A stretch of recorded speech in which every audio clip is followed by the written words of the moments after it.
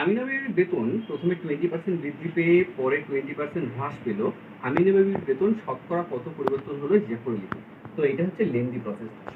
শর্টে তোমাদের দিয়ে দিয়েছে এটা শর্টকাটে কীভাবে করবে, সেকেন্ডের মধ্যে কীভাবে উত্তর বের করবে, এবার এটা লেন্দি প্রসেসটা দেখে। মনে করি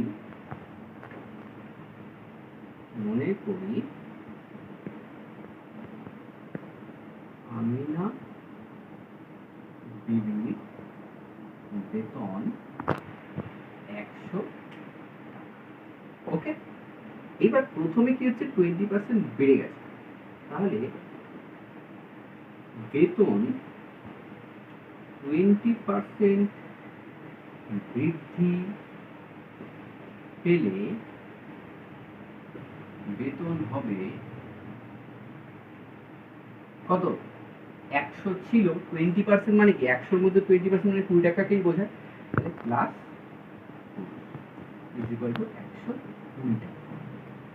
ঠিক আছে, এইবার বলছে পরে আবার 20% হ্রাস পাচ্ছে, তাহলে অতএব 20% হ্রাস পেলে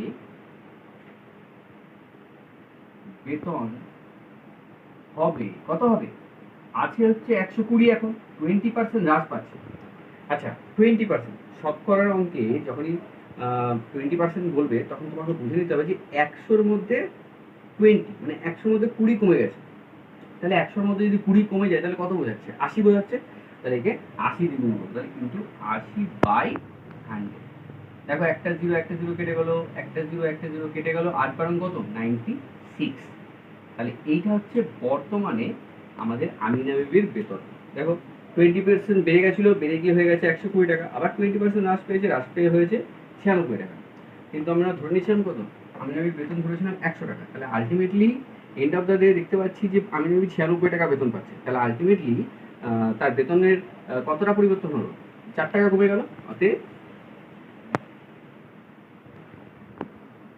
আমিনা বিবির বেতন